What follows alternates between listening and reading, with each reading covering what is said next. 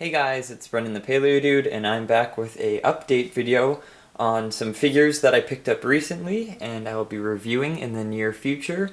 We've got the Wave 2 of the Camp Cretaceous or Dino Escape Wild Pack figures.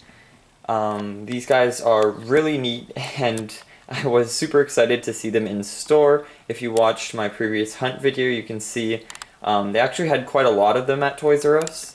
And for a decent price of 12 bucks, it was actually quite a score. The colors are fantastic, and the whole lineup just pops. It really reminds me of the Dinorivals lineup with the colorful details, like the orange, green, yellow colorations of these guys. Just really nice. And then I also picked up one of these eggs in the back here. The Jurassic World Captivz eggs by Toy Monster. There were, I think, pre-orders online going out, and I was shocked to see it actually, in stores. I didn't think they'd be coming to stores. Actually, also saw the carrying case at Toys R Us as well. But I picked this one up. It was 50 bucks, and we're actually going to see what's inside.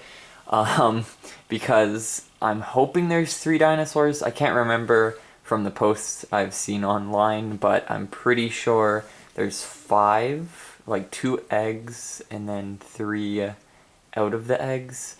But yeah, no, we'll take a look at the goods inside of that. That's what I'm most excited for. And then I'll review these figures as well. So keep an eye out for those. Maybe at the end of this video, I'll link the videos, if I remember to go back to this video and do that. But this is more of just a quick update to show you guys what I have planned for future videos. Since it's midterm week, I'll just be uploading them all now, and then setting them on a timer to release throughout this week and next week. So yeah, I'll see you all in the next video, and bye-bye.